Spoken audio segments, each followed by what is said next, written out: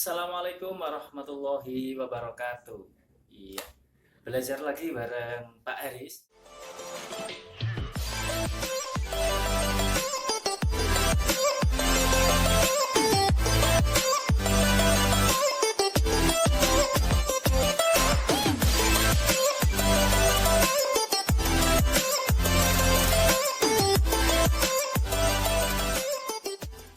Kesempatan kali ini kita akan belajar tentang materi sifat-sifat terpuji.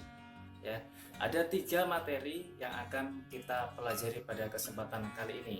Yang pertama tentang jujur, kemudian amanah, kemudian yang terakhir adalah istiqomah. 3 materi ini harus kita kuasai, harus kita pelajari dan kita laksanakan. Agar apa? Agar perilaku sehari-hari ini akan membentuk karakter kita menjadi karakter yang lebih baik dan lebih bermanfaat untuk orang lain. Oke, tidak menunggu waktu lama, kita akan pelajari materi ini melalui tayangan berikut. Monggo.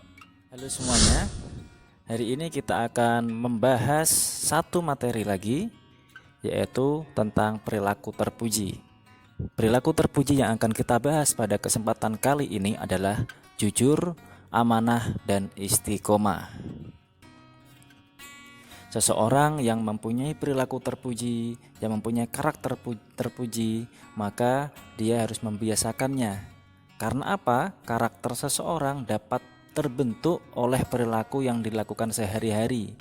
Nah, orang yang senantiasa berakhlak terpuji akan memiliki karakter yang baik pula. Dan sebaliknya, kalau orang itu sering melakukan perbuatan atau berakhlak yang buruk, maka dia akan memiliki karakter yang buruk. Nah, mau pilih yang mana? Mau jadi baik atau mau jadi yang buruk? Jujur, ini materi yang pertama. Jujur secara bahasa artinya benar, nyata, apa adanya, dan tidak ada yang disembunyikan. Jujur dalam bahasa Arab artinya as-sidqu atau sidik. Nah, pernah dengar ya nama Abu Bakar As-Siddiq? Nah, karena beliau itu mendapatkan gelar As-Siddiq karena membenarkan apa yang disampaikan oleh Rasulullah. Makanya diberikan gelar As-Siddiq.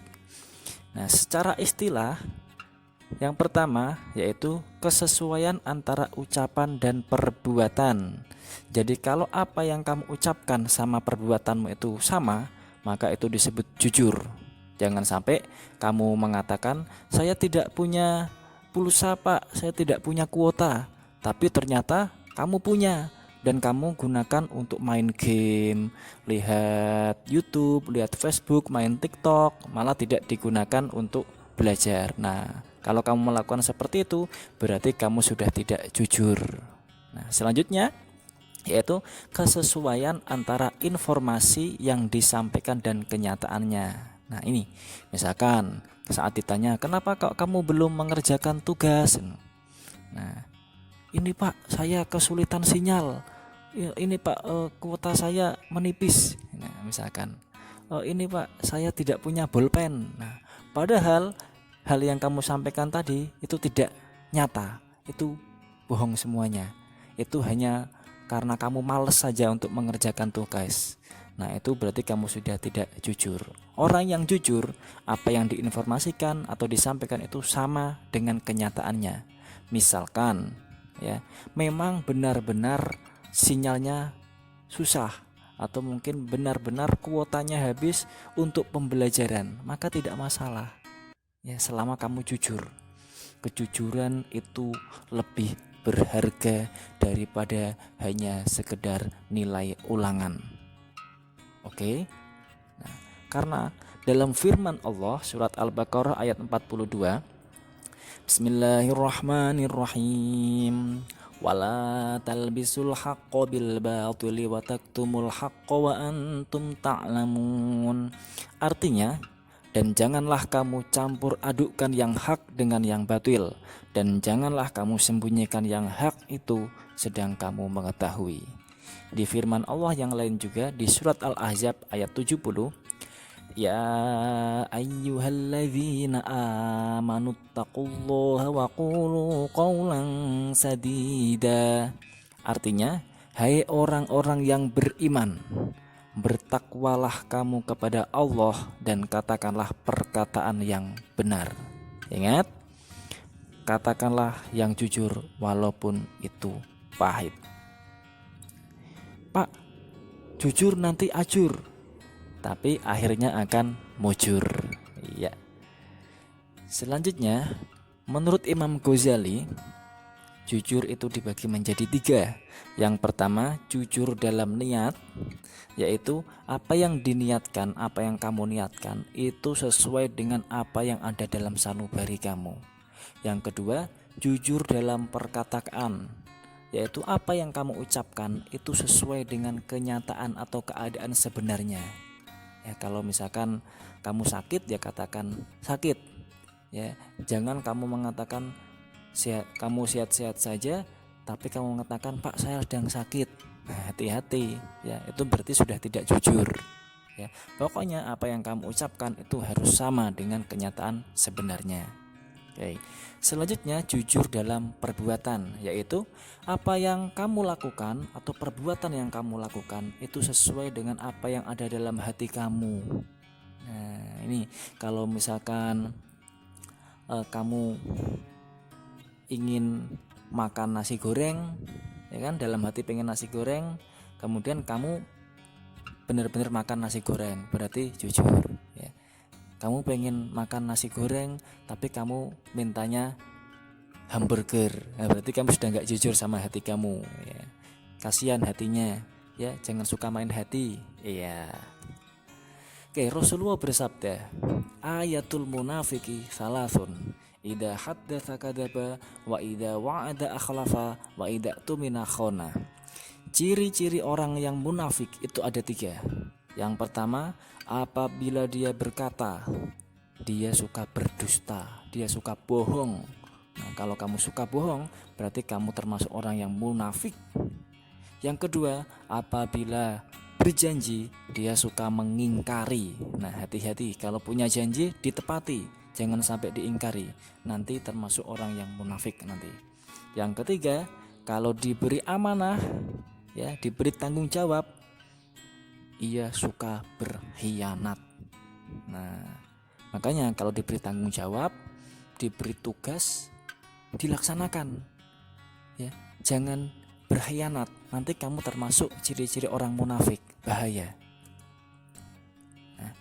Nah, ini beberapa contoh perilaku orang yang tidak jujur. Contohnya banyak sekali, cuma di sini saya sampaikan 5 saja. Yang pertama, pasti kan sering dengar ya di berita-berita itu orang korupsi. Nah, orang yang korupsi itu menyalahgunakan wewenangnya atau mengalihkan harta milik negara atau milik perusahaan untuk kepentingan pribadi. Berarti dia sudah tidak jujur. Ya. Kemudian contoh lain yang sering mungkin anak-anak lakukan ya, sering ada yang suka mencontek. Nah, hati-hati, orang yang suka mencontek berarti dia juga tidak jujur. Ya. Kemudian suka berbohong. Nah, ini jelas karena lawan dari kata jujur itu berbohong atau berdusta. Selanjutnya, menyembunyikan sesuatu dari orang tua. Nah, ini kalau kamu masih suka menyembunyikan sesuatu kalau kamu menyembunyikan sesuatu itu kan kamu pasti takut kalau ketahuan sama orang tua kan.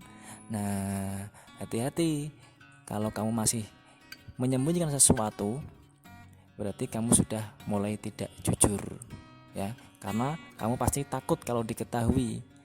Nah, yang selanjutnya adalah mencuri. Nah, orang yang mencuri ini pasti tidak jujur karena dia mengambil hak orang lain atau mengambil sesuatu milik orang lain tanpa izin.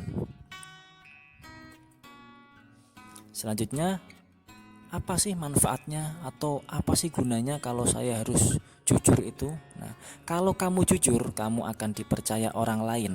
Kalau kamu jujur, kamu akan dicintai sesama manusia. Karena orang-orang itu pasti akan suka sama orang-orang yang jujur. Selanjutnya, kalau kamu jujur, kamu pasti tidak dicurigai oleh orang lain. Kalau kamu jujur, akan mendatangkan keberkahan dalam hidup dan rezeki kamu, karena Allah akan ridho terhadap orang-orang yang jujur. Kalau kamu jujur, akan menjadikan hidup kamu tenang, tentram, dan harmonis, baik dalam dirimu sendiri maupun masyarakat. Dan yang terakhir, kalau kamu jujur, kamu pasti terhindar dari golongan orang-orang yang munafik. Yang kedua adalah amanah. Amanah secara bahasa artinya terpercaya atau kepercayaan atau sesuatu yang dipercayakan. Ya, secara istilah adalah sesuatu yang harus dijaga agar sampai kepada orang yang berhak. Misalnya, ya, kamu mendapatkan surat dari sekolah. Surat itu tertulis kepada yang terhormat wali murid. Nah, berarti surat itu adalah amanah yang diberikan oleh sekolah untuk diberikan kepada orang tua kamu. Maka kamu harus menjaganya, jangan dibuka, ya, jangan dirusak sebelum sampai kepada orang tua kamu. Pak, saya pengen melihat. Nah, kalau kamu ingin melihat, maka berikan dulu kepada orang tua kamu. Kemudian setelah dibaca oleh orang tua kamu, kamu minta izin untuk melihatnya. Jangan dibaca dulu. Kalau kamu membukanya dulu, berarti kamu sudah berkhianat terhadap amanah dari sekolah. Oke. Selanjutnya, amanah adalah sesuatu yang harus dilakukan sesuai apa yang diminta oleh orang yang memberi kepercayaan. Contohnya begini, Pak Haris ngasih tugas, ya, Pak Haris ngasih tugas, tolong bab ini dibuat ringkasannya, waktunya sampai jam 2 siang. Nah, itu adalah kepercayaan yang Pak Haris berikan kepada kalian. Maka kalian harus melaksanakannya dengan penuh tanggung jawab. Kalau kamu tidak melaksanakannya, berarti kamu sudah berkhianat terhadap amanah yang Pak Haris berikan. Nah, ini ya, misalkan diberi tugas oleh guru lain, maka laksanakan, karena tugas itu adalah amanah yang diberikan oleh para guru. Jika kesulitan, silakan disampaikan. Nah, begitu caranya. Nah, amanah ini berkaitan dengan tanggung jawab. Ya, karena setiap manusia diberi amanah oleh Allah untuk beribadah kepada Allah. Nah, dan setiap amanah akan dimintai pertanggungjawabannya oleh Allah. Jadi, kalau kamu tidak melaksanakan amanah, maka nanti kelak di akhirat akan ditanya sama Allah, kenapa kamu tidak melaksanakannya ini? Kenapa kamu tidak melaksanakan tugas yang diberikan guru? Alasannya apa? Dan seterusnya. Nah, amanah dibagi menjadi 3. Yang pertama, amanah terhadap Allah. Yang kedua, amanah terhadap sesama manusia. Yang ketiga, amanah terhadap diri sendiri. Amanah terhadap Allah, yaitu amanah yang diberikan oleh Allah kepada manusia. Yaitu apa sih? Kewajiban menyembah hanya kepada Allah dan memelihara alam dari kerusakan. Jadi tugas manusia di alam dunia ini, yaitu sesuai amanah dari Allah, adalah menyembah hanya kepada Allah, beribadah hanya kepada Allah. Ya, dalam firman-Nya surat Al-Anfal ayat 27 yang artinya, hai orang-orang yang beriman, janganlah kamu mengkhianati Allah dan Rasul, dan juga janganlah kamu mengkhianati amanat-amanat yang dipercayakan kepada kamu sedang kamu mengetahui. Amanah yang kedua adalah amanah terhadap sesama manusia. Ya, jadi setiap muslim, setiap manusia itu memiliki tanggung jawab atas amanah yang diberikan oleh sesama manusia. Nah, misalkan contohnya ya, kamu diberi amanah sebuah titipan barang untuk diberikan kepada seseorang, maka barang tersebut harus dijaga dan diberikan kepada orang yang dimaksud tanpa kurang suatu apapun. Nah, ini kan sesama manusia.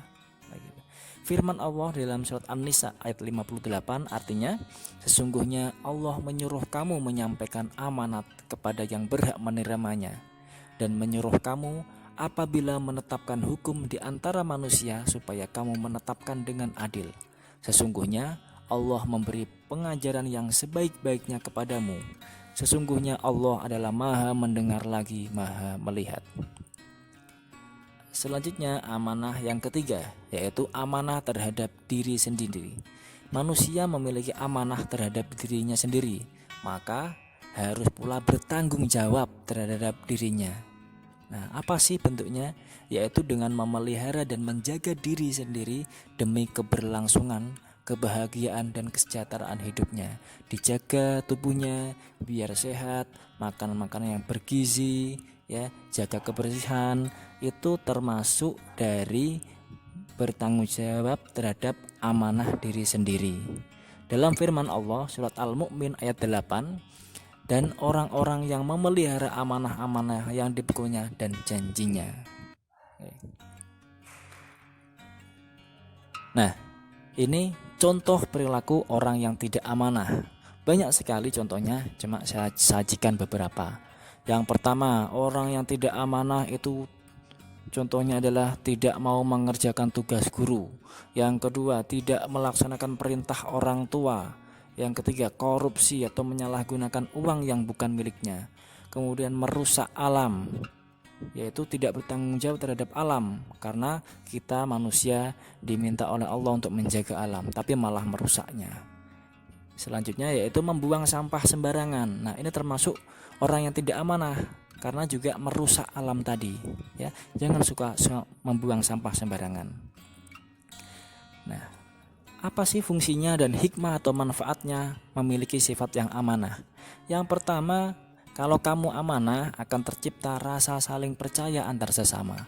Kalau kamu amanah akan mendapatkan simpati dari sesama manusia.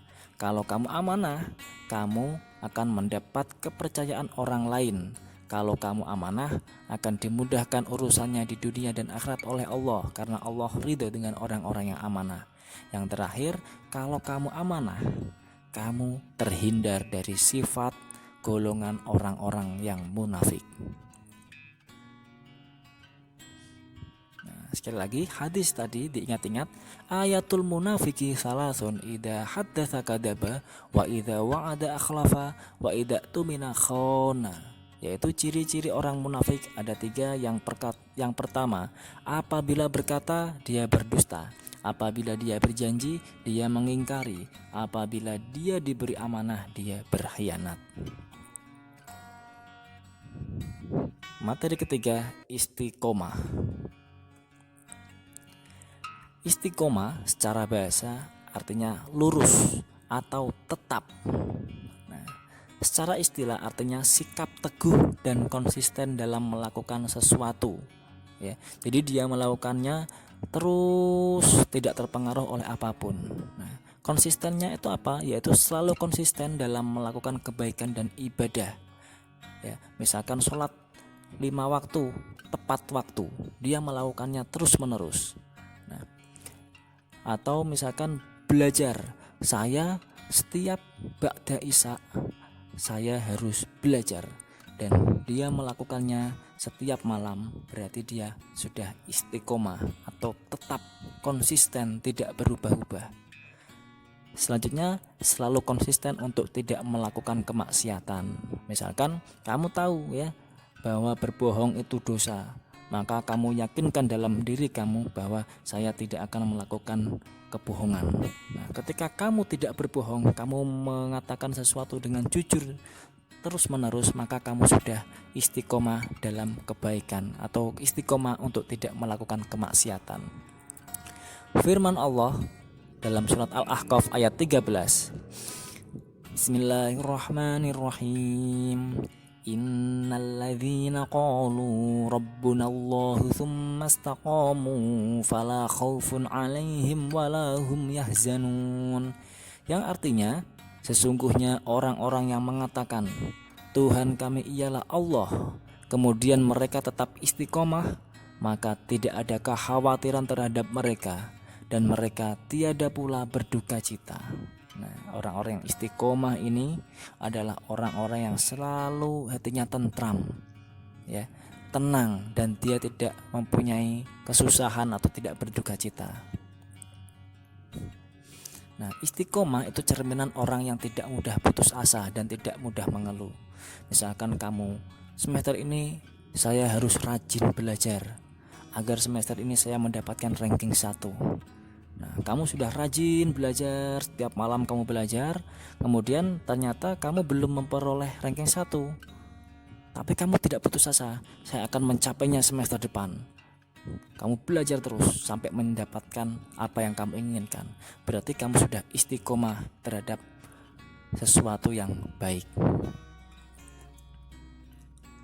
Nah, hikmah dan manfaatnya, kalau kamu istiqomah, kamu akan mendapatkan apa yang kamu cita-citakan. Kalau kamu istiqomah, kamu akan meraih kesuksesan dalam hidup. Kalau kamu istiqomah, kamu akan terhindar dari sikap rapuh, putus asa, dan mudah mengeluh. Kalau kamu istiqomah, kamu berarti sudah menunjukkan keuletan dan kesungguhan dalam menggapai sesuatu. Kalau kamu istiqomah, akan dimudahkan jalannya oleh Allah dalam menggapai apa yang kamu cita-citakan. Hidup cuma sekali, jadilah bermanfaat. Terima kasih. Ya, semoga bermanfaat. Tetap semangat belajar agama agar hidup semakin berkah. Oke, sudah jelas, bisa dipahami ya. Ya, semoga dengan mempelajari 3 sifat terpuji ini bisa kita amalkan dalam kehidupan sehari-hari sehingga menambah keberkahan hidup kita menuju jalan dan ridha Allah Subhanahu wa taala. Amin. Oke, untuk menutup sesi ini mari kita tutup dengan bacaan hamdalah bersama. Alhamdulillahirabbil alamin. Sampai jumpa di sesi-sesi selanjutnya. Semangat belajar agama agar hidup semakin berkah. Wassalamualaikum warahmatullahi wabarakatuh.